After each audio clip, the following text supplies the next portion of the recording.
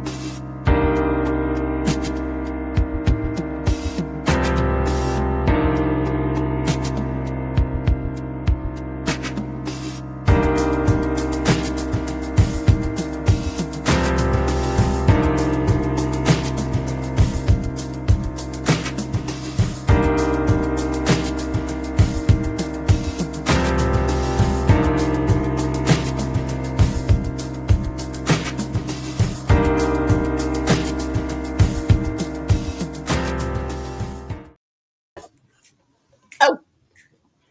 But you act like you were naked. I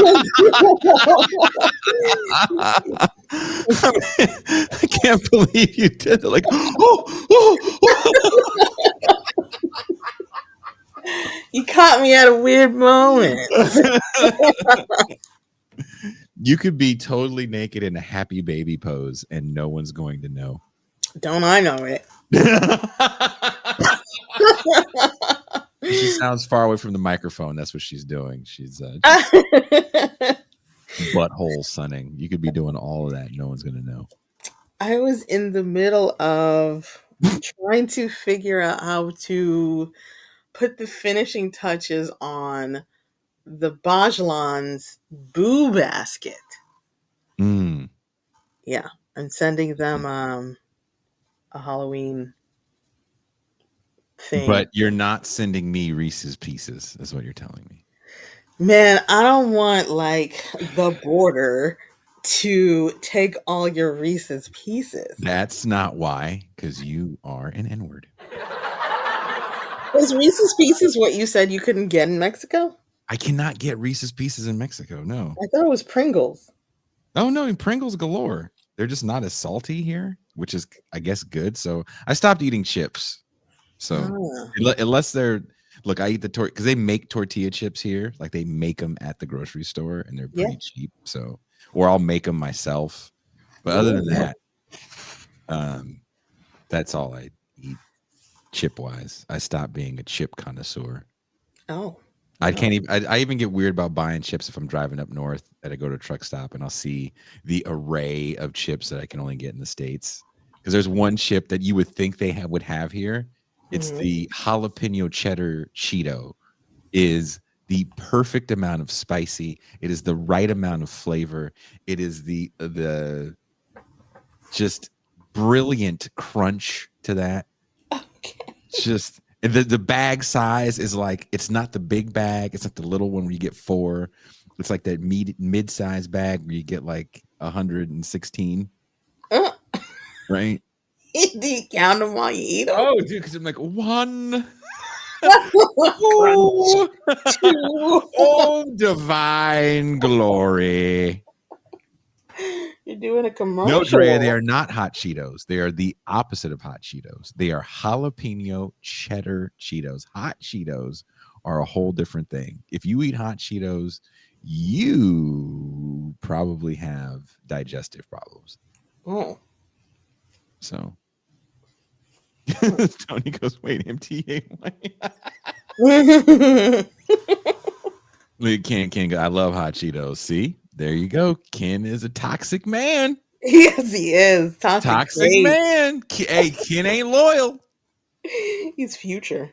He ain't got Ken 17 is kids. out there planting seeds. Mm-hmm. Ken is not nice. Ken is opening no doors for you. He's nonchalant. Ken said 100%. Yeah, opening no doors. Nope. I'm sorry, ma'am. Looks like you have fucking arms. It Yes. sounds like you said that before. Do you know how many women I've pulled out a chair for, and that woman just goes and gets in the other? I'm like, I was pulling the chair out for you, and they look at me like I said, like, but I did, but I'm sorry. What was that? Who are you? Nigga from the Sadate. past. Hey, do me a favor. Hey, cream of wheat guy, go bring the black guy that was here earlier back. Wow, that's interesting.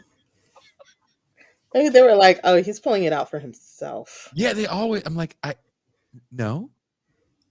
I pulled it out and then walked around, and then you said, okay, well, okay. I can see no one's ever pulled the chair out for you. Sorry, your father didn't teach you what a man's supposed to be.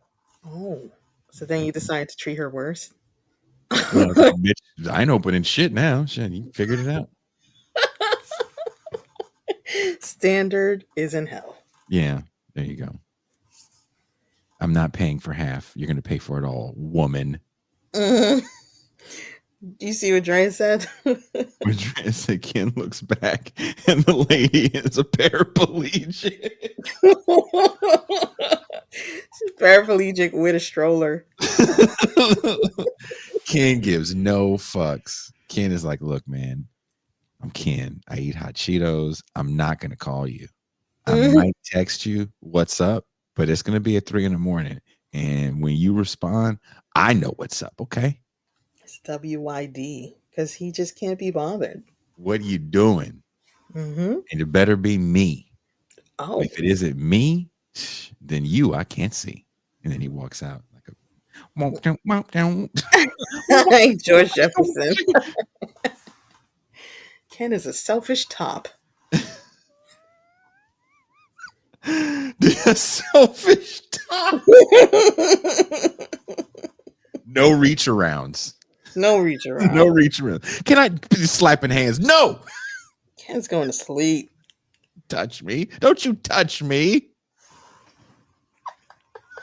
How dare you? Someone's listening and be like, damn, Ken, this is really a real asshole. Whatever this Ken guy is. Okay, so there's a picture on the screen. It's called Sloppy Seconds. Yeah. And I was watching reels because I still haven't gotten Instagram off of my phone. And I saw a scene from a movie that I refused to believe was a real thing. I Is was like, that this. Countess Vaughn and Young Jeezy? Oh, what's going on? The pair up we didn't know we needed. Did you say Countess Vaughn? Yes, that's what that looks like. No, but she's a little built like she's a thick one. She's a thickums. But there's this movie. Okay, I do have it. Okay, there's this. I'm going to show you a clip of this movie. I watched it. It's an hour long. It's an hour long of what the fuck. I couldn't believe what I was watching, Toussaint. So I recorded some of it on my phone as I was watching it, and I sent it to you. Yeah. I sent it to Ray. I was like, I need to talk to a black person right now, Mm, like it's a trauma response. Okay. my God. Can you see the screen? I can. Okay. Um, this is someone watching the movie. I hate these things, but this clip, I was like, I got to see if I can find the movie. I typed in S and L, it popped right up. I fucking want. Oh my god! But watch this. This is a real movie. This is a real movie. To meet you, I'm Keisha's mom. Shit, what up, though? Let me be clear. Ooh, You don't play like that in this house. ooh. I don't tolerate disrespect. Sassy dudes with bonnets. Come on, man. He is wearing a bonnet. He just got This- his braids done. Like, come on. I don't care. I don't care. Under any circumstances. And Rico, did you want to maybe freshen up some? We have a restroom straight ahead. Damn. Huh? Do I look fucking dirty or something? Young man, I just told you I don't tolerate disrespect in my home. You know. Nah, Keisha. Let your old ass daddy keep talking to me crazy like I'm a little kid or something. Yo! Watch what's gonna happen. Rico, stop. Keisha, where the hell did you find this piece of trash at? Is that the Look, I'm gonna need Cooney Lee Farnsworth to just tone it down 1,000. All right. He's excited. Just him and this movie go hand in hand. Well, that's Like, what he does it. this pause of him just with the bonnet and this movie, match made in heaven. type of low-life people that you've been spending all your damn time with? Yo, where you find this fucking thug at? Keisha, you better get this old ass woman. I don't know why this bitch be having all this mouth. That's it. Yo! You have the audacity to step foot in my home, behaving like some type of animal. Keisha, I want this scumbag out of my house right now. Keisha, let him. Keisha, Rico is nothing. What's the problem, old man? What, you mad on fucking your daughter on the regular? Boy, are you insane? Sandy, You must not know call who you're security. talking to. Hell nah. But do you? Rico, can you please stop? This is my father you're talking Man, to. I'm your fucking daddy. Ain't that was your... So he does say, "Isn't that what you was saying when I was fucking your fat ass last night?" He does. Wait. Jeez. So that guy lives in like a regular house, right? Uh-huh.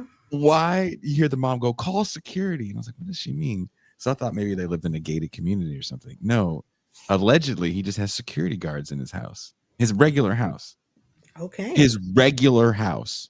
Well, he is Mike Tyson. There's another scene where the police are involved and they're wearing shirts that say police or just t-shirts. Yeah. That's how you know they're police. So the Sure.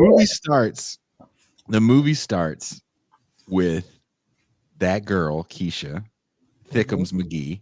Thickums McGee, we'll call her. And she has a friend, the hot hater. So there's Thickums McGee and the hot hater. And they're in a club that two alleged black lawyers would never be in. This movie takes place in Detroit. I know Red in the chat is from Detroit. He lives in Detroit. Red, these niggas in Detroit is wild. They're wild. You, Red, I don't know what you are, but you one of these wild people too. Everybody in Detroit I'm not fucking with them people. So she's in a club. Toussaint, you've been in New York your whole fucking life. You know black lawyers. You know black female lawyers. You know black female lawyers that have that same wig. Yeah. You know black female lawyers that have that same wig and build and come from a little bit of money. None of them hoes are going to the hood club where Rico's going to be at. Am I lying? I don't know. Come on. I would say it's highly unlikely. I just can't get past quote unquote Rico's acting ability.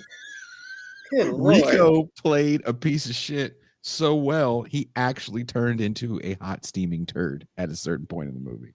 Rico, go read Native Son and then watch this movie. You'd be like, nah, sounds about right. Yikes. I feel like the dude screaming outside the bodega near me, arguing about whatever they're arguing about. could do a better job playing a piece of shit than this guy playing a piece of shit. Dude, so Tucson, she walks in the club, Thickums McGee with the hot hater. They walk in the club, and Rico and his friends are just regular black people that aren't rude. And Rico goes, "Hey, girl," and then she stops. Hey, And which is girl. weird. That's who does that? You're a black lawyer with that wig, with that build, coming from that family. There's no way in the world you're stopping for some nigga that says, "Hey, girl," like that with a do-rag on. With a do-rag. First of all, you're going to be mad that the do-rag dude is in the club with you. Like, who let them in here? They're wearing do-rags and drinking out of red cups. Also, the club is just a house. They put blue lights in. It's kind of funny. Oh. Anyway, so her friend goes, "We have to go." And he's like, "Who the fuck are you? Her bodyguard?" And when he said that, I was like, I think this might be Detroit. The way you said it sounded like California. Wait a minute. That's how them niggas talk. Really? You think they're one of us, and then the words that come out of their mouth, it's like, oh, we would never say that because we're not animals.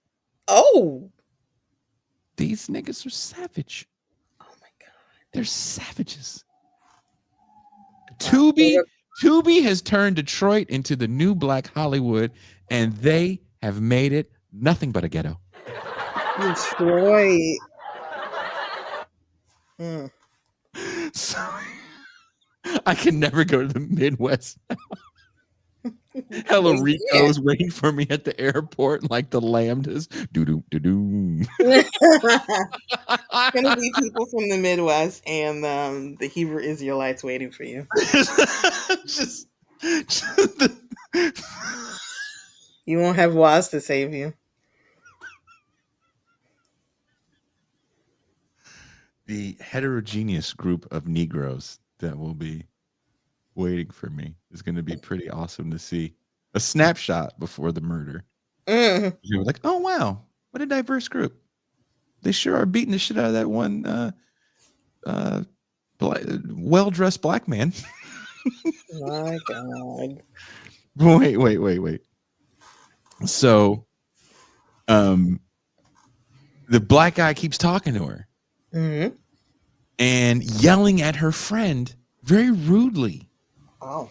And I'm like, if this woman's supposed to be an adult with an adult job, who is going to sit there and let you? No one. Maybe like when you're in high school, you think that shit's cute and you'll like giggle. You shouldn't be giggling at that when you're an adult with an adult job. And so he's like, "You got a fat ass." And I'm like, facts. I mean, it's true. I mean, she was. They do be facts, though. It was a big one. And so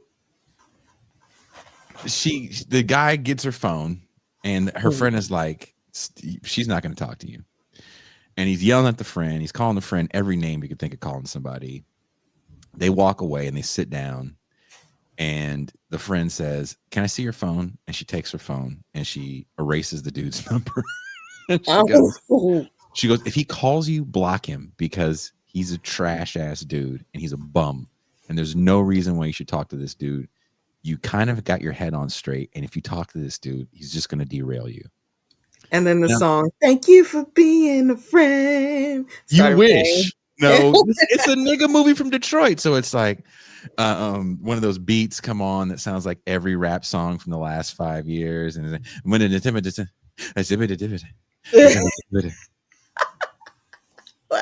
nigga saying a bun down, fat ass, and the clap, clap.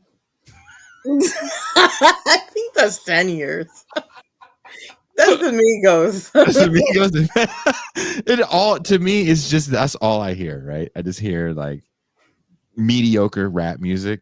And so it's an hour long, so they have to really cram the meet cute montage. So apparently the guy calls her and he just see her with the phone going and that's it. That's all you get is the phone. And the next scene, they're out. And there's just music playing. And then she takes him to a jewelry store. Oh. And for some reason, she's always paying in cash. She is Who regular. the fuck cares this much? You live in Detroit, bitch. Have you not seen the other? Did you not see Toxic AF? Nobody walks around with cash in Detroit. It's Detroit. I don't walk around with cash in Oakland. Once I leave Mexico, I only have Mexican cash on me. Because if you try to rob me and you see that colorful money, you think I'm walking around with Monopoly money and I'm some kind of weirdo and you leave me alone. And because you're American and such an asshole, I can have like 1,000 pesos.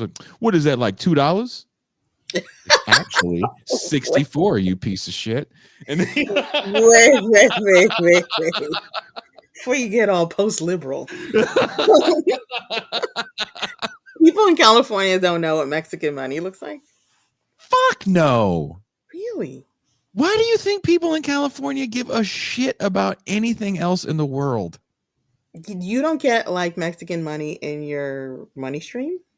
Are you high? No. We get Canadian money in New York all the time. And what do you do with it? Throw it in garbage. There you go. Throw it in trash. It's not American. American rules. What's a Canadian dollar? Like fucking. This can't buy nothing. Cheese? Can't get a Can't do quart of nothing. water with this. I can't get a chopped cheese. We don't have queens here. All the American exceptionalists have stopped watching the stream. so the woman buys this dude a expensive watch. Mhm. But she buys it from one of those jewelry stores that you know sells fake shit. Okay. So I'm like, this is so odd. So this is all supposed to be, I don't know if it's supposed to be the first date or a few weeks. I don't know. And again, this movie, so I'm watching this movie. I'm like, okay, I just have to watch it to the scene. But now, Toussaint, I'm all the way in. So Thickums McGee and Rico the Hoodlum, she's bought him a watch in cash, which is odd. Didn't even get a receipt. And he goes to the barbershop. And he shows up to the barbershop where this dude that looks like, who's the guy that got shot? Nipsey. He looks just like Nipsey. You gotta be a little aware It's of a that. long list. The long list. My first thought was Pop Smoke, and I'm like, Jason don't know Pop Smoke. Say goodbye. The good times. So anyway, he goes to the barbershop but before he walks in, he goes, all right, we go in here. Don't you fucking look at no niggas in the eye and don't laugh at no niggas jokes. I'm like, why are you yelling at her like that? It's the barbershop. Calm the fuck down. Sometimes people are really funny. Sometimes I'm there. Oh. There's that. But seriously, chill the fuck out. Chill the fuck out. You got the watch, man. Just shut the fuck up. Who acts like that? I'm like, who acts like this in real? Maybe there's people that really act like this, but I'm like, man, you guys are really leaning into just shitty nigga. And so she goes in the barbershop and there's a dude that looks like Nipsey. I was like, is that Nipsey? But it wasn't because it's Detroit. So it's like Detroit Nipsey. But his braids were fucked up. Oh. And the barber was supposed to be lining him up. I'm like, what is he lining up? Because this nigga's hair is atrocious. You spent all that money on them HD cameras to get all this fucked up braids in there. So the barber's like, hey, man, you got to wait. I'm lining up, dude. You didn't make an appointment, so you got to wait. And the barber said something, and the woman kind of chuckled. And so Rico, the asshole's like, all right, can you step outside with me for a second? And he goes, I fucking told you to not look or flirt with anybody. And he slaps the shit out of her. And I'm like, whoa, this is all extremely uncalled for. Then they go into the car. He goes, get in the car. And it's her car. It's her car. Yeah.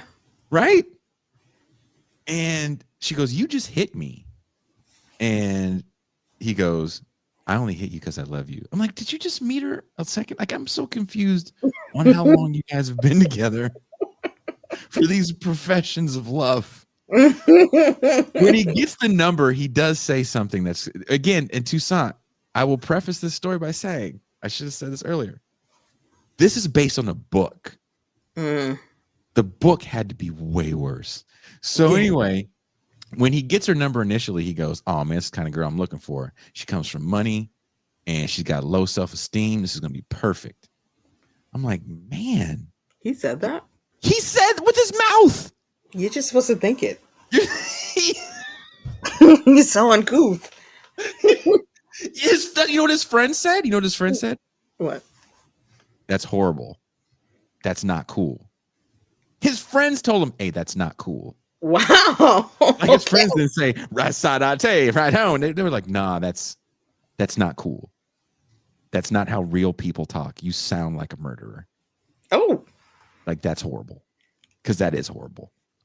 So he had just hit this woman. Now he tells her he loves her. And he goes, all right, spread your legs. And I'm like, whoa. I'm yelling all this out. So now I'm closing my windows. I'm like, I don't want the neighbors to know. I don't want them to hear this and think the one black guy, like this is going on in my house. We think there's a young woman in there. She sounds thick. So the girl goes, wait, I'm a virgin. And you want to know what his response was? Wow. Well, that makes me love you even more. Yikes. Toussaint, the movie got exponentially worse. No. I'm not going to get into all of it because I was like, oh, because first 5 seconds I was like, I'm going to play this for a movie night, and then I was like, I can't play this for a movie night because I am offended. I am literally offended by this movie. I will tell you the end.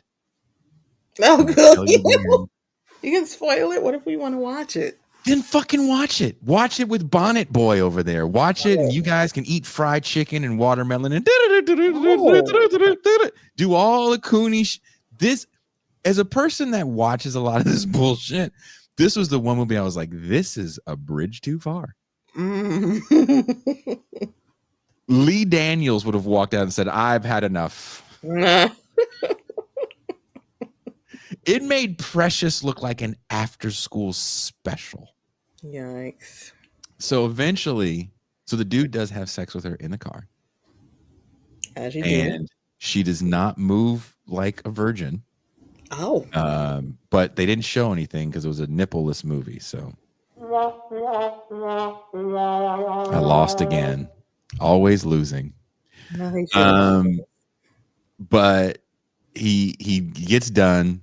And then he leaves, and she's like, "Well, he's like, you're not coming anywhere because you don't know how to fucking act. So you're gonna stay in this fucking car until I come out. So what am I doing in my house? Leave, bitch, leave, leave."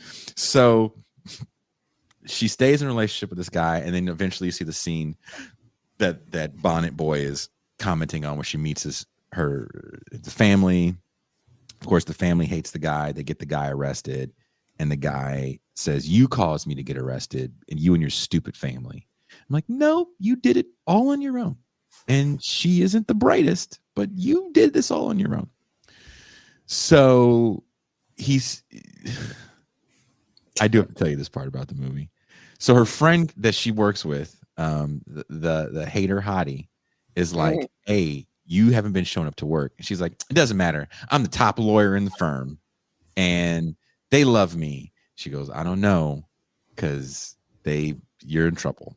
So she goes to work, and her boss looks like he does porn. There's no way in the world this man was a lawyer. He's got in the Bay, they call this a dick broom when you have just this. Oh, what?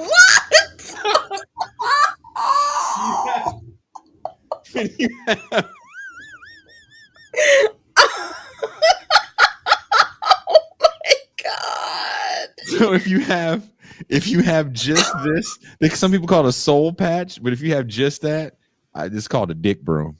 We need a day for that. We need a day for in the Bay they call it. We need to just what else is there? Wow. Compound words. Wow. It's a dick broom. So her boss has a dick broom and one of those balding guy flat tops. Like exactly the guy that does a balding guy flat top where it's like, dude, you know that you have to anyone taller than you was gonna be like, I can see your thoughts. I can see your brain. So it's not a toupee, it's just Is that nigga, it's whatever he had, it was getting gelled up. wow. Back in the day, they were combing that shit to the side. And niggas like, nope, just gel it. Wow. Okay. Oh. So he's sitting there with this old white woman. And he goes, you've been late to work multiple days, and we should fire you. And she goes, I really need the job. Because she needs a job because she's paying the bills for Rico the bum. Yeah. And so he's like, well, we can work out arrangements. She goes, I'll work overtime. I'll do whatever you need me to do. And the guy's like, no, my wife and I we always wanted to be with a black woman. So if you want to keep your job, you have to have sex with my wife and I. I was like, he's going to say that like that in the office? He brought his wife in the office? He'd be like, hey, we just want to fuck a black broad. What? Wow. Who does that? What? Detroit is wild. Detroit is like, what do we have to do with this? Mo fucking town is wild. They're thank you, Snackway, to a lawyer. They're lawyers. Yeah. You're gonna say, well, let me coerce you into keeping your job on the record. What?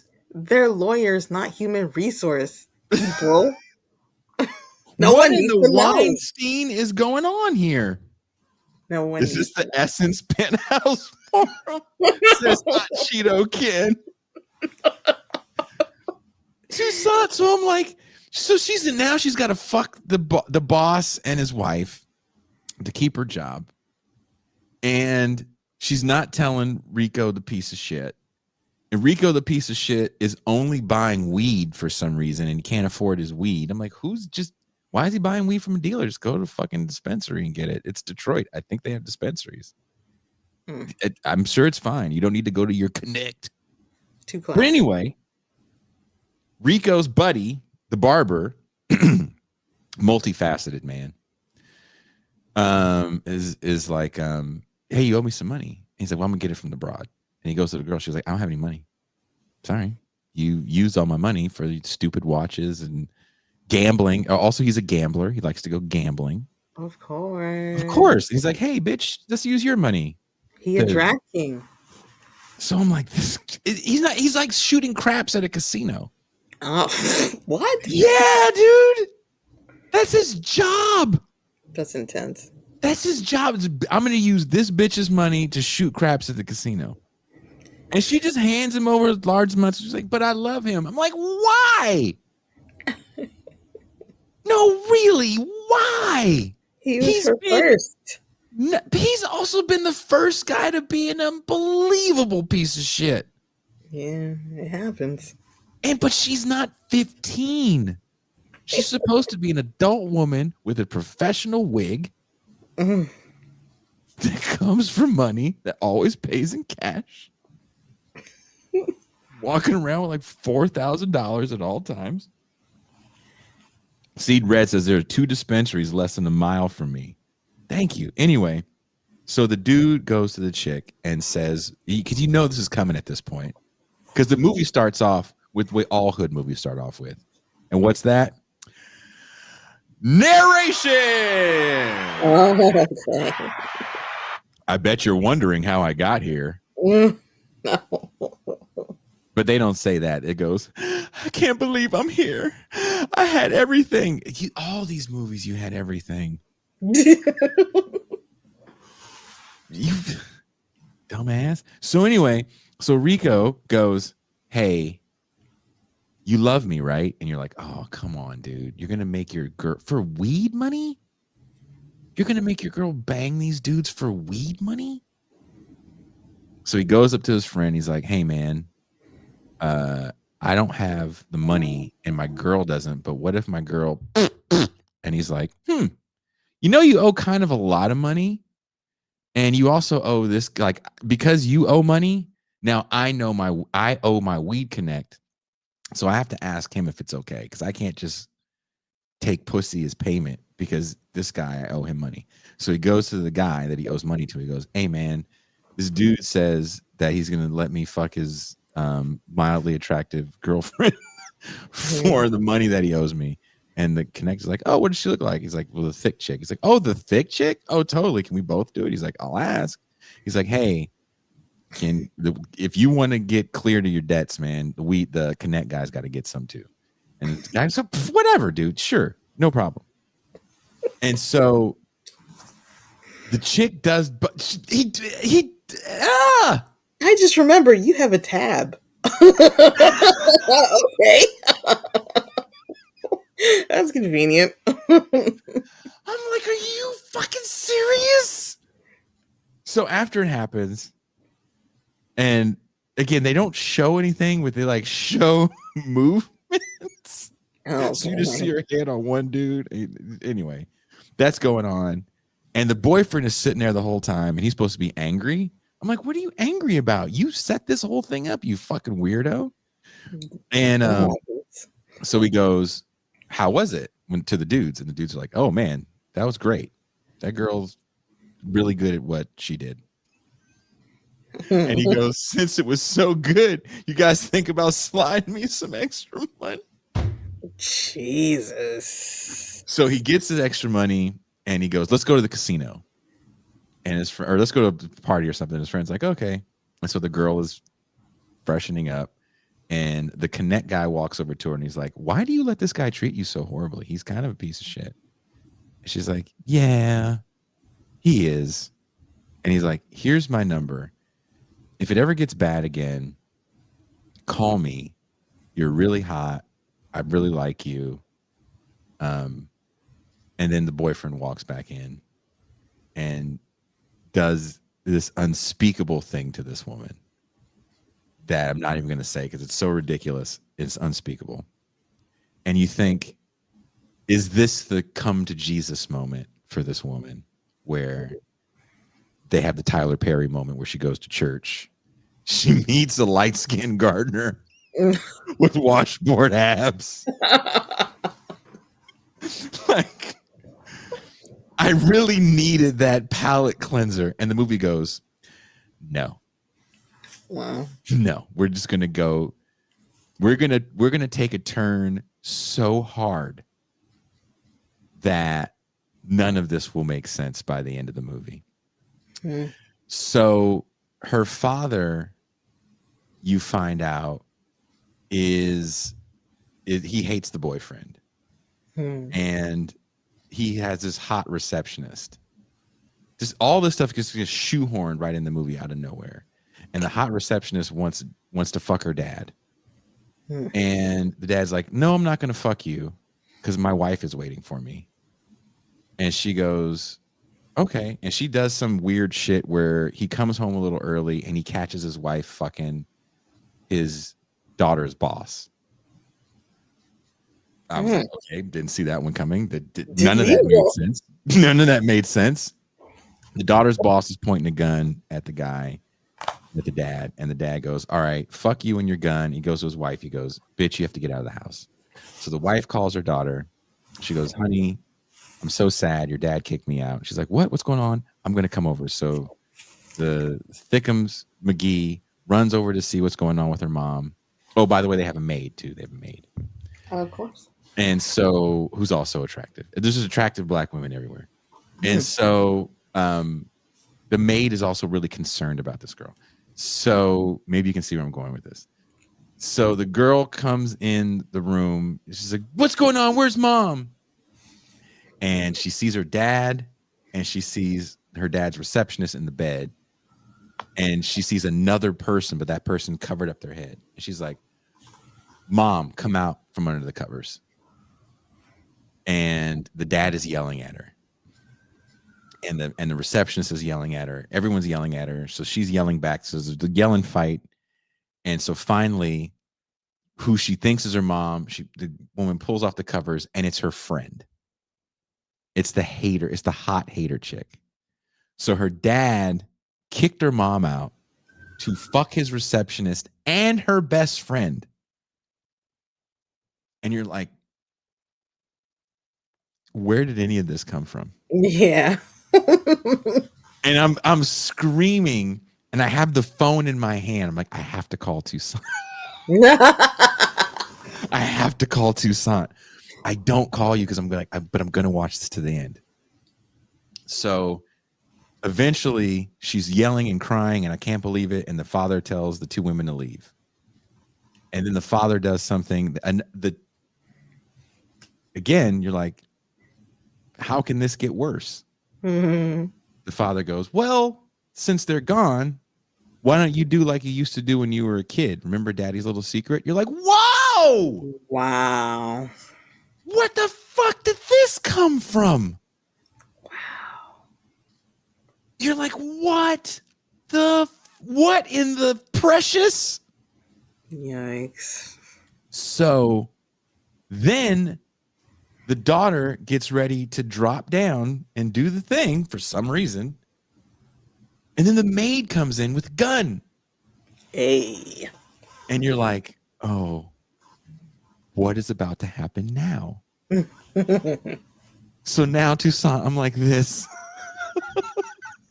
I got the covers up like this. The maid starts saying, oh, my mom used to work here when I was a kid. Or no, my mom worked here, and your father raped my mom. He's our father. Oh. Yeah. Oh. And she goes, and he made me give up my child. She goes, and the girl goes, you had a daughter? She goes, you're my daughter. You're like, what? Wait, what? What? I thought they were sisters. No. I thought they were, no, they're sister cousins, mom, daughters, grandnieces, aunts, cousins. I don't First, think. third times removed. The dad raped her mom, raped her, had the daughter, and then raped the daughter. Jennifer says reverse Star Wars shit. That's like, you know how they explain an ecosystem, a food chain as like the little fish eats the plant, and then a bigger fish eats the little fish, and then a beaver eats the fish. Yeah. And there's just arrows and animals, and that is what this is. This is a lot of arrows and a lot of animals. Dude, Toussaint. I'm like, I was like, there's no way. So the maid shoots the dad. The girl gets the gun. She goes home, and the boyfriend is playing video games, and he's being an asshole. And she points the gun to the back of his head, and then she shoots him. But what's funny is they didn't have a blank. It was just a toy gun that they painted over the orange part. As you do. But what made that funny was they did an after effect for the bang. So it was almost like Batman. So when she shot him, you see like bang. And so after she shoots him, she starts crying, and then the narration happens again, and then she shoots herself, and then credits roll, and I'm like, that was. Wait, she shoots herself for real? She shoots herself. Yeah. Uh, That movie was so offensive to Detroit, to Eminem, to Madonna, to all of Motown, to Who else is from Who else is from Michigan in general? Anyone that lives in the Upper Peninsula. Wow.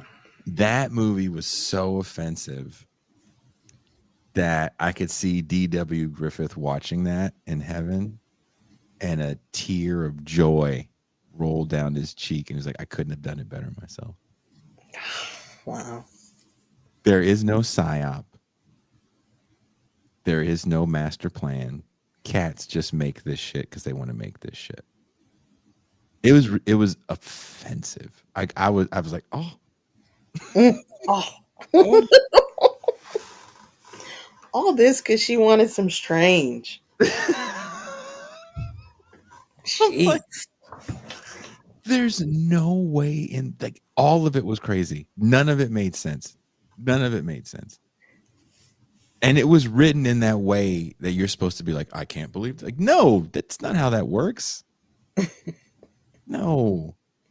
Has a chick with a couple bucks and a good job fucked a piece of shit guy? Yes. But at least he was a rapper. He was trying to be a rapper. At least he was trying to get his t-shirt company off the ground. Man. Oh, another thing about these Detroit movies, and shout out to these people for cross marketing. They'll do scenes, people, hey, can we use your store? Yeah, and they'll get a shot of the restaurant or whatever. But also, it's like, I want to get my t-shirt company off the ground, my streetwear apparel. So whenever the bad boyfriend is doing something uber shitty, he's wearing like some sort of Detroit streetwear. So it's like positive black man. Only kings. God. Only kings. You're like, wait a minute. Why would you even bother wearing a shirt like that if you're going to be such a repugnant human turd? I don't know. I don't know. It's like the black eye version of OnlyFans. A lot of these movies, I was thinking about this as I was going on my morning walk, and then my bootleg Beats that I bought at the flea market died. Oh, damn, they died. The Beats was like, they was holding on by a thread. It was hella glitchy in my ear. And the moment I got down the hill, it was like, Wow. ribbon in the sky.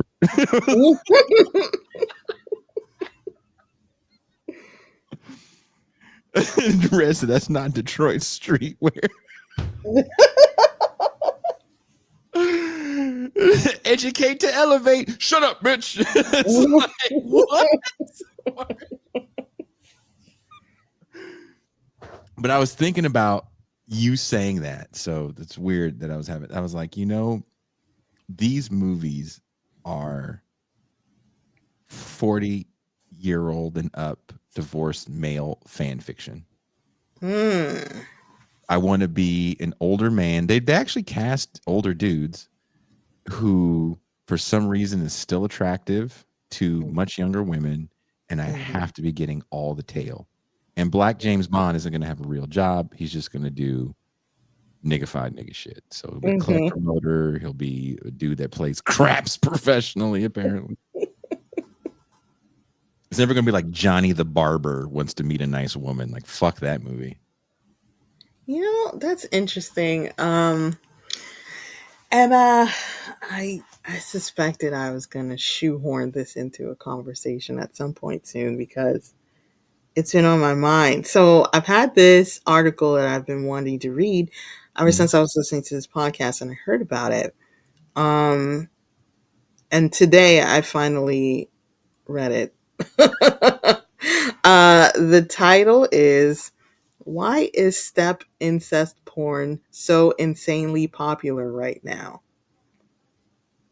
And I think it definitely has something to do with like these fantasies people have, and if you're creating it yourself, you have the self-inserted character that's supposed to be a stand-in for you, and then this is the whole fantasy you have of you know, your stepsister being stuck in a dryer. Um, then she needs your quote unquote help. Um, so yeah, I found that really interesting. They were talking about how these are like incel fantasies, Hmm. and it has to do with the women just sort of being in proximity to the guy. She just The guy is walking around, he's bored, he's got nothing to do. The stepsister walks in. She just, she lives there. She's in proximity to this guy. That And then, is that article sounds like. Sorry, I gotta let you finish.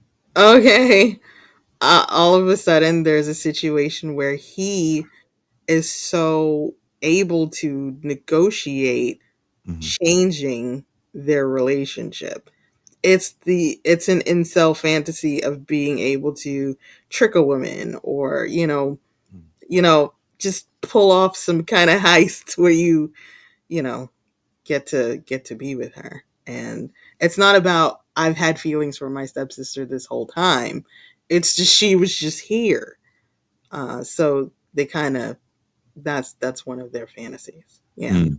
That sounds like the person that wrote the thesis on like the final girl, where it makes sense when you're trying to make a theory, Hmm. but in real life, that's not. If you actually know the numbers and why that happens, it's kind of the folly of the way the system works.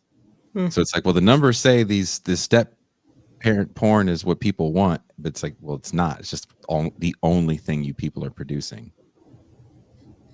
It's like saying that everybody wants Marvel movies and then they don't. No one goes to see them because you make Marvel. If all you make is Marvel movies, it's like, well, that's kind of all we have to watch. So no, that's not true. That there's some guy. Hmm. That means that a lot of people have stepsisters of a certain age. I don't know, because the article is saying that. Hold on, they did give some stats. As of January 20, the article is about a year old though. As of January 2024, of the most popular 100 videos, 4.1 billion views were for step incest videos, and 3.3 billion views were for all other videos combined. That's the only videos that are out there. Even watch interviews with porn people. They'll be I, like, people will ask for different things if you give them different things, but you give them this one thing because that's what you know how to do. I mean, I think you make a good point. They also talk about how um, you're not really able to search for certain words anymore. Nope. You have to search for softer words, and so that feeds into the coercion fantasy, because you're not allowed to search for, grape, as they call it on TikTok. Everything is gonna lead you back to a stepmom. And if you want to see a, you know, 48-year-old woman with low hangers, get the business given to her, she's probably going to be a stepmom in that scenario. But are you really paying attention and living out a fantasy and following the plot along? There's a lot of conjecture in that piece. But again, you're writing a theory, so it all has to make sense because you want Um, to apply it. So you're assuming that everyone watching it is sitting there going, I don't really like stepmom fuck stepson 147 as much as I like stepson fuck stepmom 28. Like, no, I don't think that's what he's sort of saying. He's saying that the relationship is not important. it isn't. Um, and, it's just the different scenarios where he says searches on Pornhub for such overt terms as grape, force, violence, We're etc. behind you can say the word. Well, they That's just return going. no results. Softer forms of coercion, however, are fair game: bribe, convince, reluctant, talk into, trick, and so on. All of these are based on bringing an initially unwilling partner into a state of consent, or preferably for this genre, not non consent. Yeah.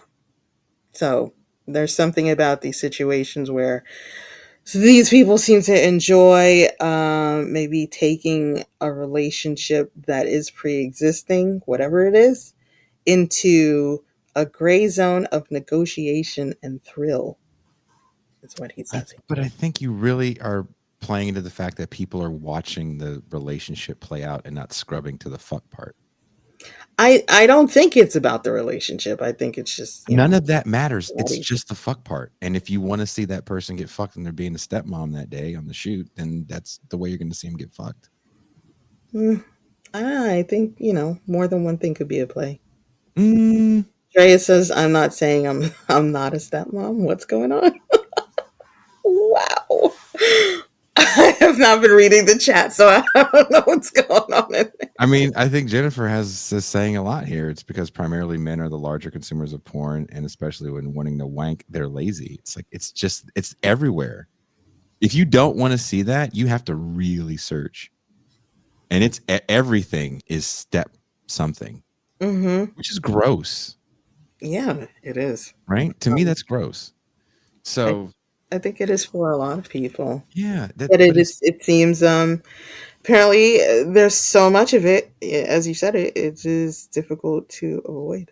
you can't avoid it. So if the numbers say they're looking at it, it's like we don't care, because you really have to get into the numbers if you really want to know, or talk to people. You're like, well, what do you like out of this? I don't like it. I'm scrubbing to the part where, they do it from the side. Not listening for dialogue. Examining the cinematography, The setup to the fuck scene, which is always the same. Like the lighting. What? the whole idea, like, look, if what that person says is true, then wouldn't the fantasy be like most, I'm sure that a lot of them are working What? in the gig economy. So wouldn't they want to be like DoorDash drivers that show up to drop off some food and someone's like, hey. I mean, that's what I thought, but you told me it's not a sexy job. It's not a sexy job because you don't see people. You drop the food off. They don't want to see you. No one's trying to find out who their DoorDash driver is.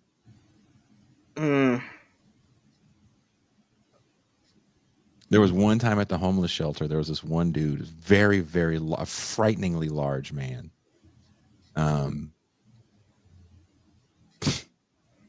And he would get food delivered after hours.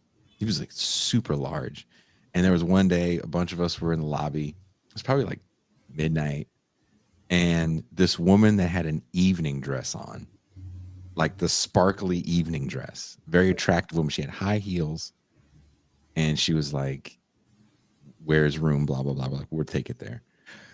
And she dropped, we were like, I've never seen a DoorDash driver look like that. And that's the craziest shit I've ever seen. Wow. Ever.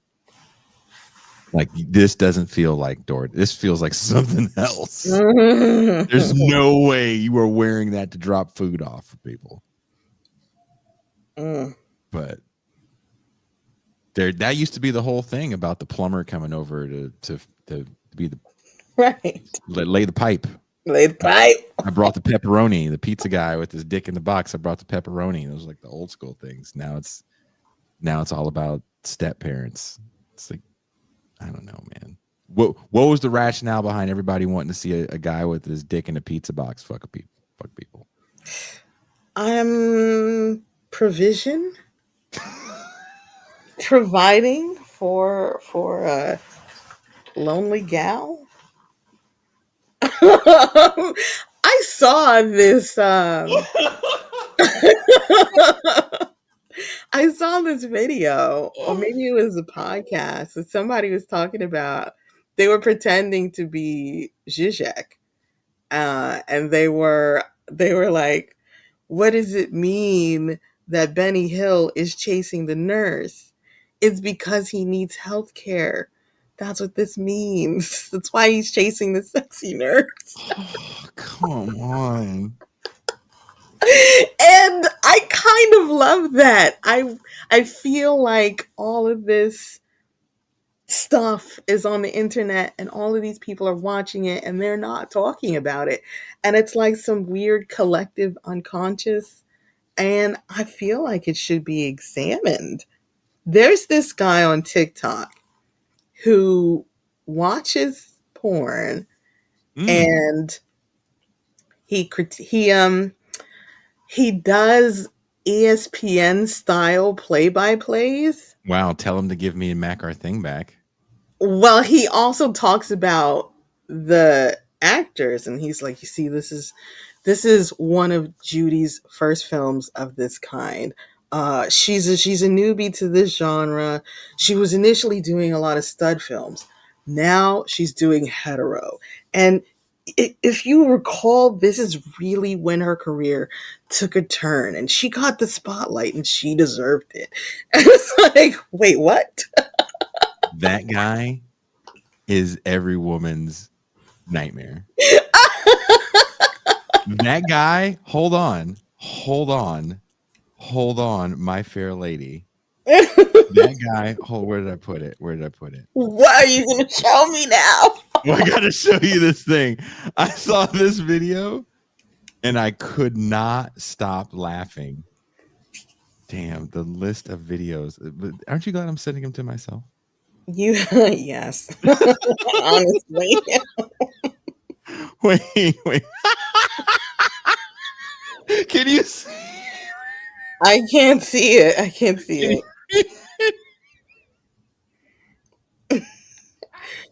Red Dogra says, "Did you ask for sausage on your pizza?" That's what they would say goofy shit like that, right? That's the best. No. I gotta find this video for you. It is so.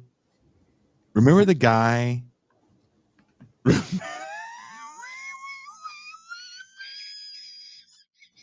Remember the guy? Wait, where to go? Okay, hold on. I have to stop sharing because I think I know where it is. Oh no, you can't see the screen, right? No. Okay. Who did I send it to? I'll say this. Jennifer in the chat wanted me to say, "How you doing?" Like Wendy Williams. So, yeah. I'm doing okay, Jennifer. Thanks. I can't find it. Oh no. Remember the guy that does the songs? Oh, you really like that. I followed him and then I started watching the videos and I was like, I don't think I like this. This is a Jason thing. I thought I liked it, but I think I just like Jason. This is a Jason thing. He did a song. I can't find it now.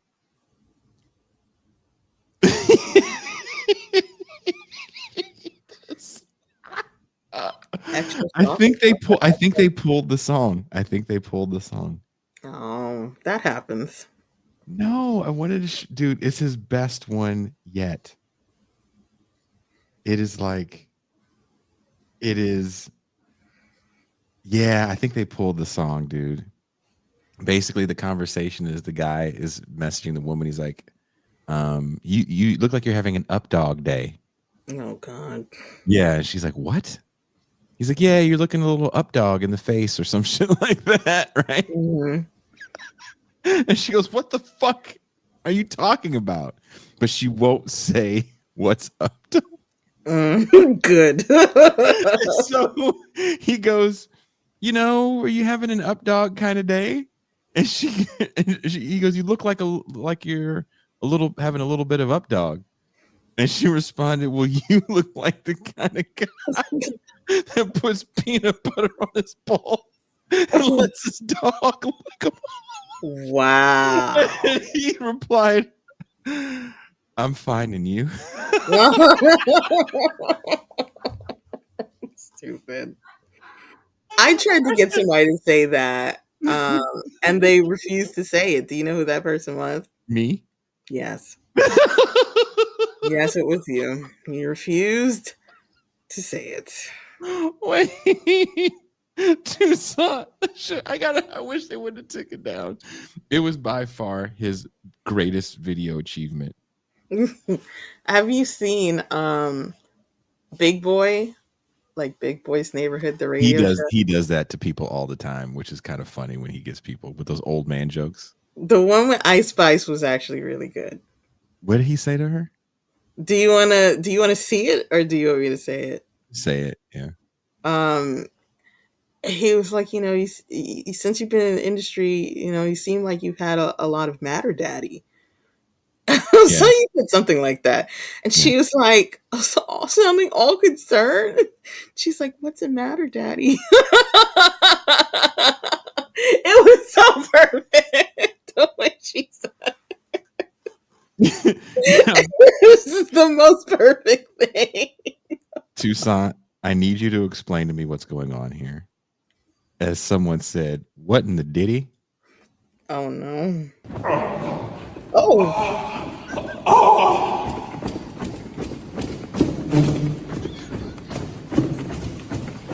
What is taking place? You have to explain it for the audience. I don't know how you do that.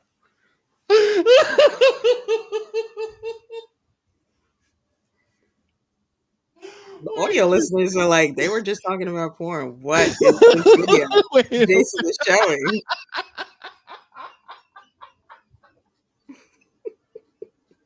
Ken said that's JD Vance. I can't even say words. I can't even say his words. glasses off. I can't say words. It looks like President Zelensky.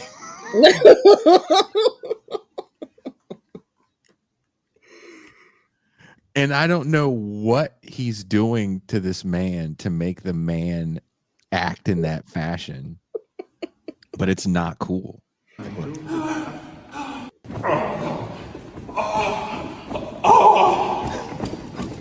What is? Doesn't it look like Zelensky? It kind of does. I wouldn't put it past him, honestly. Someone said, is there a cutout for his junk? For those that are listening to it, it's a man on a massage table, face down as you are on a massage table, but he's fully clothed in all white. And a man that's a massage therapist, I'm assuming, that does look a lot like President Zelensky. And he is just managing this man's waist gyrations. So this man is going full hog on this fucking massage table. It was a chiropractor. They be doing. That's not a chiropractor's table. That's a massage table. I think there's some crossover there. No, those are very different tables because they have things on their table that help crack parts of your body. This is a massage table. Maybe this guy's going to crack his back, but it is not going to be in the way. He is about to crack him in a whole different way. What are they doing? Somebody says sweaty ass Peter Thiel exercising.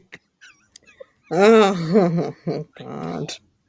This is, wait a minute, one more time. He is losing his shit. What is his wife? Is that his wife? Is she watching this happen? You see what Freya said? Somebody says, you're probably wondering how you got here. Jaya said, I've learned never to assume a man is a massage therapist. Somebody said that table been ran through. Jesus.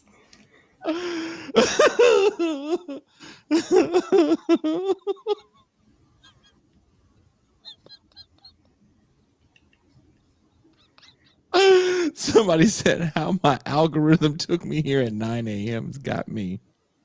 Yeah, how do you get that in your algorithm? I don't know. Dude, I don't. What is that? I don't know what that is. That's not a massage. Don't go to this man's chiropractic office. Mm. And this is not a workout, by the way, either. I do 1,000 of these a day because I want to have the strongest abductors on the planet, okay? A lot of men are afraid to work their adductors. I'm not. I'm going to have the strongest ones. I'm going to be the last real lover left. I put in work, okay? I do about 1,000 of these a day, and it is a muscle group that Tucson, what would you do if you stayed over at a nigga house and you woke up and he was doing? Is that his voice? Like that doesn't sound like his voice. It doesn't sound like he's doing this to some audio. He's like, I want to do this now. Who would you be pleased? Would you be worried? Would you be like, are you not telling me everything? Hmm. I feel like, is this what you do in your free time? This is wild. His back is so pale and his arms are so tan. For Oh, someone that, he yeah, wears the wife beaters. The women respecters. Sorry. the one, wow. One of our podcast guests said that. Oh, I've The guy never from heard. Canada. Which ones? He hosts a show with somebody named Clementine. And he speaks. Oh, Jay. Yes. Well, okay. Yes. Yeah, his name is Jay. Yeah. This is your people. Chicken been on by good. Oh. Grease in the air fryer on a carpet. Who does that? Oh, your people. The wings was swimming in oil in the air I fryer. know. That was. You know how they have those videos around Thanksgiving, like frying a turkey every year kills 45 idiots. That's because they're trying to make the turducken, and it ain't a thing, man. Let it go.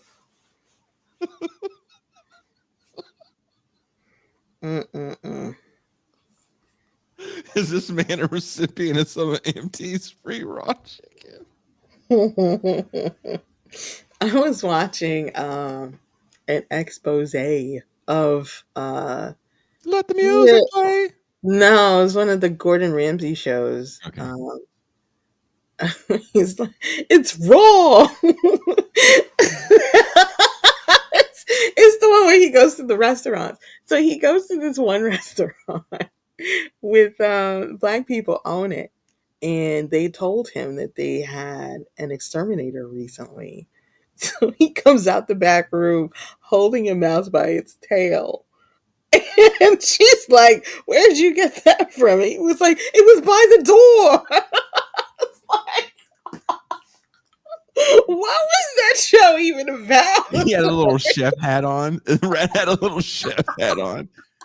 If you, first of all, if you're working in a restaurant and you're picking up rodents by the tail, Mm-hmm. that's not real. That is not real. I mean, that's what some of the owners said. That it wasn't real. Yeah. Yeah, a lot of that shit's not real. I told you I messed with a chick that was on one of those shows, right? Oh, yeah? No. Kitchen Nightmares. Yeah, Snack Weight. She was on Bar Rescue. Oh, yeah. They talked about that one, too. Mm-hmm. And met her on Tinder, like right as I was leaving the Central Coast to come to Mexico. Like literally, it was the last day I was in the Central Coast, and we had matched and went on a date, and we were talking about her time on the show, which was really interesting. But she did play me the episode. Oh, yeah. I think you told me about this before. It was a long time ago. Yeah, it was a while ago. It was like 4 years ago. Yeah.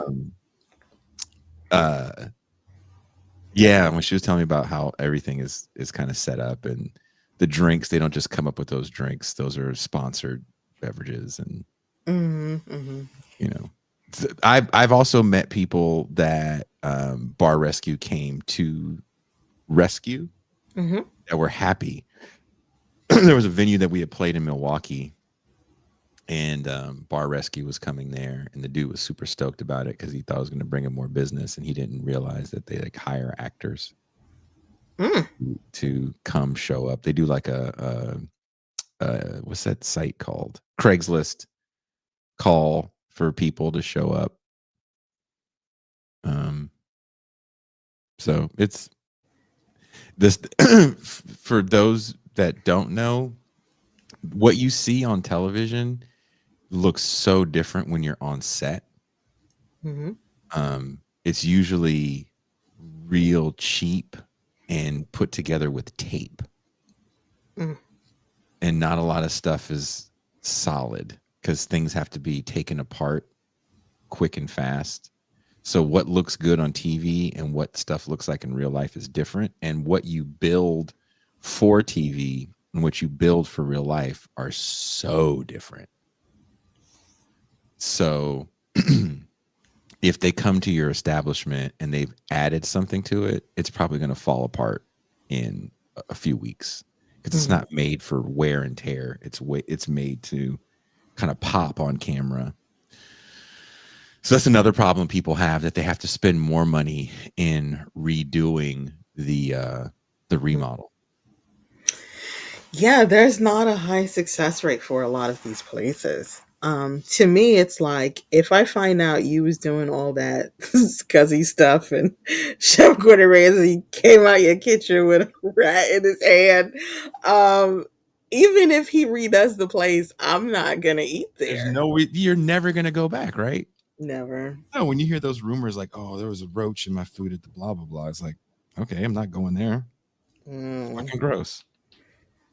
No, mm. He that's touches the most disgusting things on that show. I'm like, he must be getting paid a lot because if he sees something with mold on top, he'll just stick his two fingers right in there and pull it out and show somebody. Do you see this? And it's like, we saw it before you put your hand in there, Gordon. they talk about that. There's a reality show thing that Vice did recently, earlier this year. It was pretty good. It's like 7 episodes, and they go through the home show, which was really sad. That was the saddest one to me because the thing about reality shows is they really do exploit these heartwarming stories, because a few shows found that people really tuned in to see someone's life get transformed, because Mm-hmm. I think we don't really understand life transformation through public goods governance. That is the support of the lazy and the Mm-hmm. indigent, right? Mm-hmm. But charity is helping a good family Mm-hmm. get something that they deserve. And so there was a family that, it was the show where they give you a house, like build a house for you or something. I can't think of the name. Hmm. They don't remake your house. It's not the extreme home Yeah, it makeover. was the Extreme Home Makeover Okay. show. Yeah. Um, and there was a family on there that they were orphans, and Mm-hmm. they got taken in. Both their parents died, and they gave those kids like hella stuff. They gave them all new MacBooks, and they gave them all new cars. And the producers were talking about this. The father had took the kids aside, and they saw the father do this, and he goes, "Hey, tell the people that you love me and you want me to get a truck, and you'll give your car back." Oh. Yeah. And once they got the new house, he evicted the kids. Oh. Yeah. And so the kids had told them what happened. And so that episode was their most popular, and they ran it for years, and the kids eventually sued them, Mm. and they had to stop airing it because they're like, "Look, man, you're airing probably the worst week of our lives. Like, stop."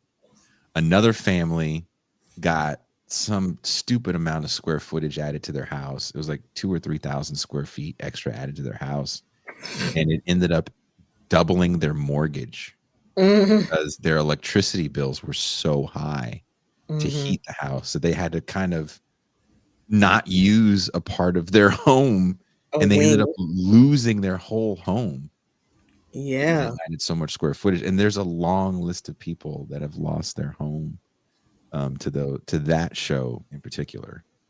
You know what's interesting? In the very beginning, I used to watch that show. I used to watch that show like religiously. And in the very beginning, they were just giving home makeovers to regular people. Mhm. And be like some middle class white family, and they redo their house. And the wife walks in for the first time, and she's like, "Wow, this washer and dryer are marginally nicer than the ones we had before." Have you ever seen the outtakes where people hated it? I've seen it on another show, but for that show, like in the beginning, they were doing it for people who just I don't know. I don't want to say they didn't need it, but they kind of didn't need it. Then they started to because those people didn't, I guess, didn't give a big enough reaction. So they started to do it for like more needy people.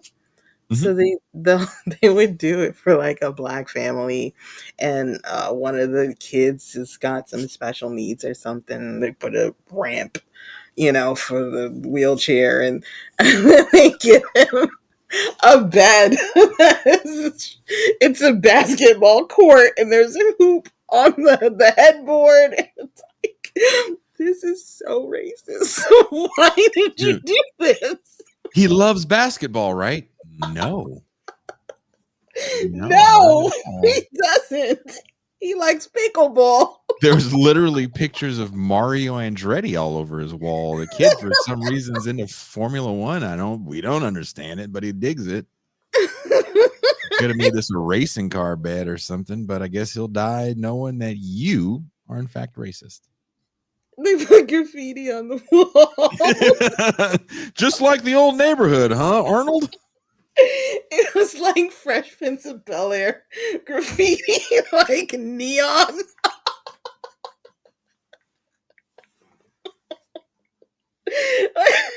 Where did you get this from? You said you missed the old hood.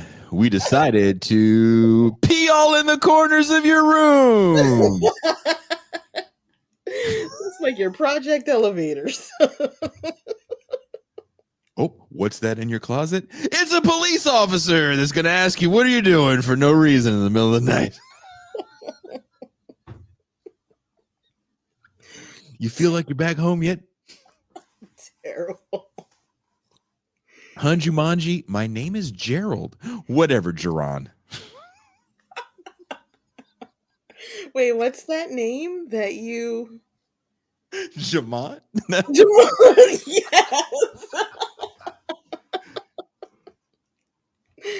That name that you shouldn't have said.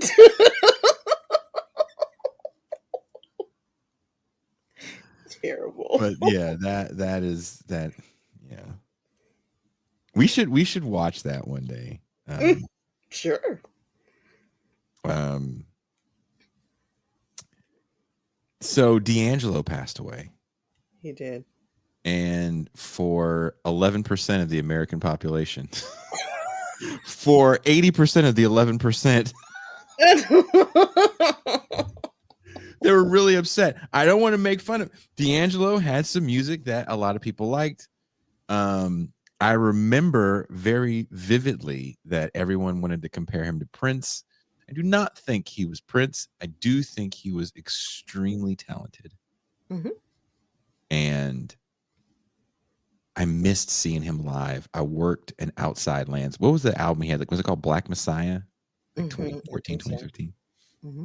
I was working a different stage. I was working the main stage, and he was on the second stage, which was way better. And I was watching Elton John when I should have been watching D'Angelo. So one of my regrets of all the festivals I worked, I didn't get a chance to sneak out and watch D'Angelo play.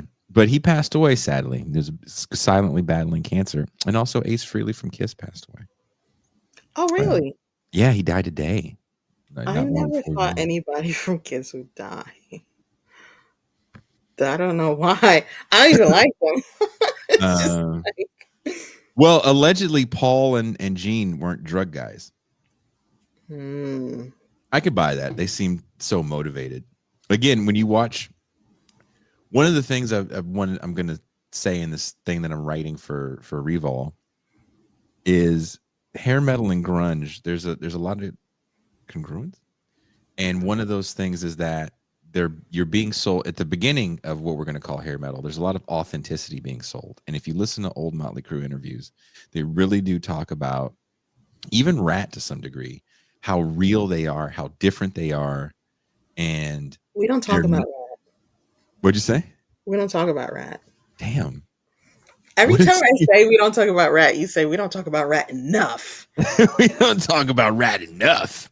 The late Robin Crosby was a riff machine. Like, those guys didn't like Kiss. Mm-hmm. And they were like, no, Kiss are sellouts and we're the genuine article. And we speak for these disenfranchised Utes. These kids that are out that you're calling burnouts, these are our fans and our music is going to save them. Kind of the same thing you're going to hear with hip hop, definitely. So wait, this is Rat saying this? This is all those bands, not all those bands, but the first wave of those bands before we're going to call it hair. Mm-hmm. They're trying to find different names. Mm-hmm. And Rat wanted to call themselves fashion rock. Ooh. Motley Crue was like, we're street rock. Wasp was calling themselves something metal. But no one really leaned into this glamour thing yet because that wasn't their bag. They were badasses.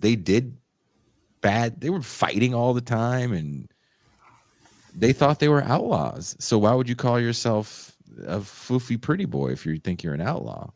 Right. You know, that came later. They leaned into that shit. And then they only did it for one record, but that became what everyone remembers for that era because that record sold so well. But no, early on, they're real, like, no, we're authentic. We're the real thing. And that's what you're going to get with grunge, too. Like, oh, aren't you tired of the over-the-top rock stars? Like, we're the real thing. Look at us. Look how we look. We're so real. Did they say that? Or did, like, the press say that?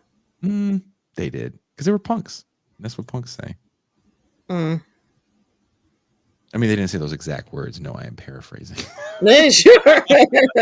Remember that one interview? But they were tired of, like, you know, if Tony's in the chat, he could speak to that. You know, they were like this overblown bullshit, this misogynistic and blah, blah, blah, blah, blah. They said bigger words. But oh, see, Ken was listening to Black Messiah today. He didn't know that if you're white and didn't know D'Angelo passed away, that's okay. Is it? It's okay. Is it?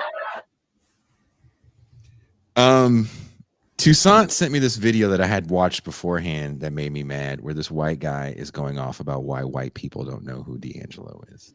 And I'm going to play it for you so you can be angry with me. Jason's going to have an aneurysm. No, I might. No, I won't have an aneurysm, but I'm definitely not going to like it. That's what she said. That's what she said. I'm not going to have an aneurysm, but I'm definitely not going to like it. I'm trying to pause it. I can't fucking pause this piece of shit. Jesus, sir. Oh. Fucking shut up, dude. All right, ready? Here it goes. D'Angelo died today, and all the black people said, damn. All the white people said, I don't know who that is, because they weren't allowed to know who that was, because he released Voodoo during the golden age of our all-white boy band era. This was an exact replication of the Jackson 5, except nobody could sing, play, or dance. Black artists had to release their music under the category called urban. It was exploitative. They weren't allowed to release their music to the masses. White actors were able to steal their music and release it under genres called pop, right? It didn't matter if he was reclaiming and redefining soul music for black people in the early 2000s if Justin Timberlake was reducing it and infantilizing it to like suburban teenage love song. The wrong time for the right star. D'Angelo was a perfectionist. When I tell you Taylor Swift will be a stain on music history, it's because I've heard Black Messiah. It's because I know that Voodoo took 3 years to make. When I tell you New Kids on the Block is just a white version of New Edition, or that like the term boy band is a white dog whistle, it's because 112, Jagged Edge, and even Boys to Men were never able to fall into that category.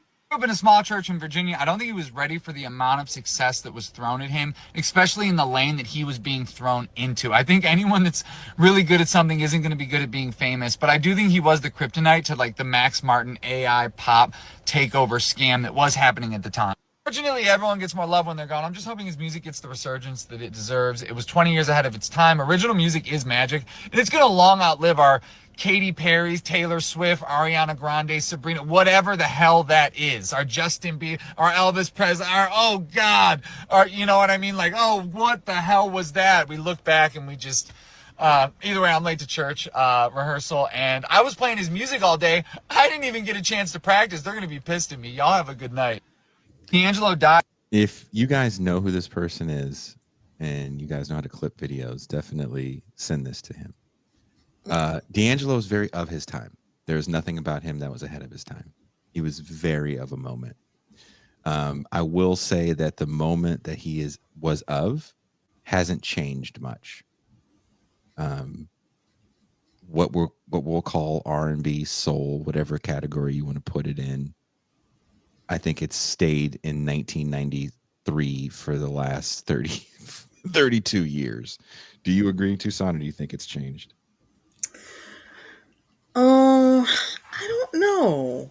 Neo soul was definitely a thing, a creation. And so I feel like because it wasn't like really organic, it wasn't gonna continue to innovate maybe. There's only so many places it could go, and I think it went all the places it was going to go. And the soul Quarians, who Tucson is not a fan of, actually. I like some of them. I do think that they're very backwards glancing people. And they may be a part of why the music sort of stagnated. I wrote an article about this for a blog that refused to publish it You because said you wrote an article that said the music stagnated? I said the music stagnated and that these people they're stuck in the 70s. A lot of these people, they're also like waiting for people to drop more albums. Like, we need another Lauryn Hill album, or we need another Lauryn Hill. And it's like, why are you stuck in the past? That's how that music came off. That's why I was like, he was of his era, which was, we're going to redo the 70s. I also don't think that the boy bands of the 90s are a replication of the Jackson 5. I think there were numerous kinds of boy bands that wasn't just the Jackson 5. I think no. I think he was relating them to New Edition. Sure, but you have to know that New Kids on the Block and New Edition are started by the same guy, who's a black man named Maurice Starr. And he was just like, well, I can do this for white people and maybe make some more money because these niggas have run their course. I need a white Bobby Brown. They're too drugged out and fucking they won't show up to shows. I need a new thing. And he got his new thing. And then Lou Pearlman, met Maurice Starr and thought it was interesting what he was doing. And he put his own thing together. But I don't think Lou Pearlman was, gave a shit about music. We found out he didn't, because he made his money scamming old people and kind of scamming these kids, these Disney kids. You can look at Disney and say they did way more for that music than anything. But I don't know if I want to call 112 and Jagged Edge boy bands, because they were always. I feel like that was misplaced. Yeah, he's not. It was stupid. I also wouldn't put Jagged Edge with 112 with Boyz II Men. And Boyz II Men saw phenomenal success. Yeah, that's one of the biggest selling singles of all time. So what the fuck is that guy talking about? It's just that made up internet shit where you can just yell feelings, and if those feelings resonate with people and you get that confirmation bias, then you get a viral video. And people go, you know what I read? You didn't read anything. Shut up. You know what I heard? You watched a video of a guy lying. Did you hear that? Mm. Like it's It just, was it's there are musical categories that are broken down by ethnicity, and that's a problem. And I was I talking to you about this, or was talking to someone else? I was talking to another friend of mine about this. I was like, Jeff Buckley and D'Angelo to me are very similar people. hmm. They're similar in that they are of their genres, and their genres are very biased by ethnicity. I don't know too many black people that know who Jeff Buckley is, just like I don't know too many white people that know who D'Angelo is. Do I know white people that know who D'Angelo is? Yes. Do I think those white people are watching this show? No. Oh, Those white people are with their black husband oh, and their mixed child, boy or girl, named Jaden. oh. Okay. But all jokes aside, D'Angelo was really popular, and so was Buckley. Maybe not as big as D'Angelo because he did die pretty quick. Mm-hmm. He didn't have a second resurgence like D'Angelo got later in life in his 40s because Buckley died. I think was what 29 or something when he died, or 30. It He was was younger than that. yeah, he was pretty young when he died. But I had saw, and this was after he died. My brother had Jeff Buckley's Grace record or CD. I thought Jeff Buckley was the white guy from 90210 that beat Donna, that had the song "How Do You Talk to an Angel." Oh no, that poor guy. Jeff Buckley died at 30 years old. Yeah, super young. Yeah. Tragic drowning. I didn't Mm-hmm. get into Buckley until a couple years ago. And I heard Grace super randomly, and it was like a live performance. And I was like, who is this man? Mm-hmm. This is the voice, his guitar work. You can say the same things about D'Angelo and Jeff, but the same guy. But how do you market these people to a broader audience? Mm-hmm. And most people don't get marketed to a broader audience. Most people aren't going to get the Michael Jackson and Prince treatment, the Whitney Houston treatment. They just released songs that were bigger than their ethnic category. Mm-hmm. And they transcended race. So Whitney Houston, to a lot of us, will be crack Whitney, crack is whack. Mm-hmm. To not us, she's the national anthem at the 91 Super Bowl Mm-hmm. that made everyone cry. Yeah. I can't watch that without crying. Aw. She blew my mind with that, right? She's the bodyguard, maybe. Yeah. But she got to transcend. Mike got to transcend. Lauryn Hill did for a minute, and then she disappeared. Mm-hmm. But everybody else stays in their ethnic category because there was money to be made in these ethnic categories. We know how to market these people. Mm-hmm. We know how to market Jeff Buckley. We know how to market D'Angelo. We don't know how to market them together. You could have. Imagine that tour. Mm. Could have solved a lot of racial harmony with that one. Imagine all the beige kids that come out of that fucking. That'll be kind of wild.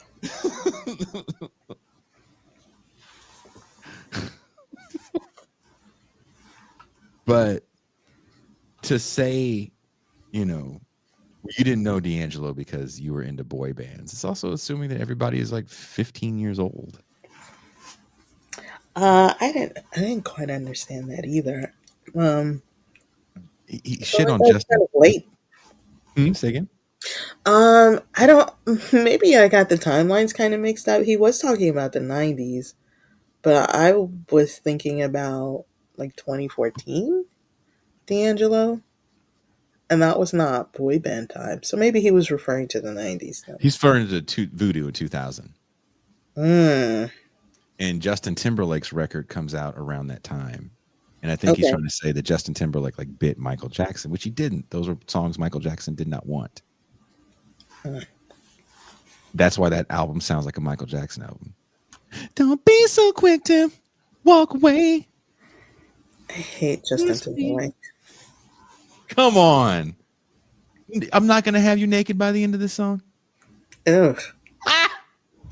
I'm not a Put your Justin. clothes on. You just put your clothes on. Yeah, I know, right? I kind of did in real life. I was like, don't put this robe on. Um, I liked Cry Me a River and Sexy Back, but I think his career is fraudulent and I he mean, should it take a long happened. walk off a short pier. Damn. Are you still mad about the Janet Jackson nipple thing? I Yes. didn't. He turned to a country bumpkin. Well, I tell you what, I'm so happy to be here at the football stadium. And when that Janet Jackson sure is a pretty old thing. I am still mad about that. I'm also mad about Britney Spears. What did she do? No, he treated her badly. I believe he cheated on her and then Oh, claimed why that are she you mad cheated. about He that? took a lot of flack for that. He was just pretty misogynistic and a piece of crap. You don't know that. I don't care for the guy, and I don't really care for his music either. I feel like he's really propped up by a lot of like black producers, and if he wasn't propped up, he wouldn't have that much of a career. You can say that about anybody. It's like, what? Why is he so special? He's got that white. He's got white curly hair, and he's got that aw shucks. I mean, I understand he stood out in NSYNC and stuff, but it was a lot of resources given to him. And it's like, if we're going to do this for anybody, let's do this for anybody. Well, they do it for anybody. It worked with him. Mm. I mean, that's what we were talking about in the first hour of the show. Like a lot of people get a lot. That's what the documentary series was about. We watched the Nothing But a Good Time. A lot of people got money thrown their way, and not everybody hits. He hit. You're going to get more money thrown your way. You're going to get more opportunities when you hit because you're a proven commodity. No one else from that group hit. They tried with other ones. You didn't want to hear the Joey Fatone solo album? Joey Fat One.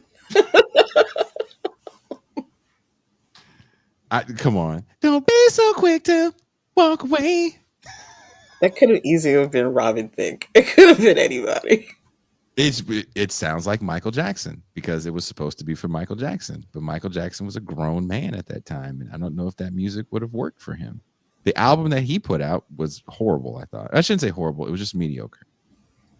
Mediocre.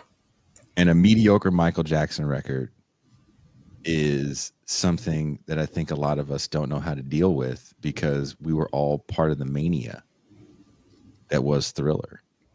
And then there was a little bit of a mania around Bad and the videos that followed because he was getting these crazy budgets to let's hire Eddie Murphy and let's have this review coming to him. Like, like remember they were premiering his videos not on MTV when MTV was still a hit making machine on prime time television. Like Michael Jackson is a phenomenon that you may see Taylor Swift numbers and think, oh, wow, she's so popular. But it's like, are people investing in her like they invested in Michael Jackson? People bought records. The numbers that you're seeing for record sales for this woman have more to do with streams than physical copies sold. They didn't just buy records. They cried and they threw up when they saw him. They cried. Michael People Jackson in cried. Tokyo tears. That's insane. And he just kind of owned the world for a little bit, right? I've heard that has to do with just the lack of availability of pop stars back then. Like people have constant presences now. Cardi B's always talking about something, and she always into something. Not just when she's releasing an album. She was able to do that for almost a decade with no music. But you didn't have that kind of media back then. So when Michael Jackson came to Tokyo, you cried and you threw up. Yeah. It was a rare, special, and beautiful thing. And what's so crazy is I don't know anyone that's like, oh, I saw Michael Jackson in concert. Yeah, I don't know anybody. A fair amount, and I don't know people that were like, oh, my first concert was like Michael Jackson. I saw him on the Victory Tour with his brothers. I've never. I'm sure Dr. Claw's like, I saw Michael Jackson in 1986, and but like, seriously, like all. And then look, that man and Prince could do no wrong. And if there was a stretch in the 80s where they could do no wrong.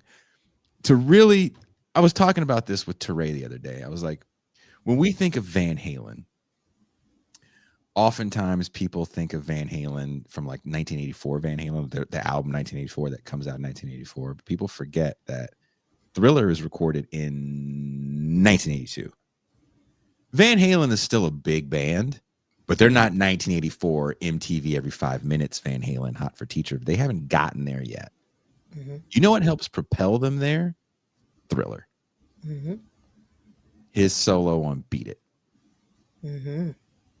And to have a certain amount of foresight to be like, I think this Van Halen guy should play a solo here. The fucking genius. Eddie Van Halen owes a lot, or owed. He's no longer with us. But for a band that was pretty successful already to get catapulted even further into the stratosphere because of one guitar solo, that's insane. That really speaks to how massive Thriller was. And that's 2 years after that record was already out in the world. 1984.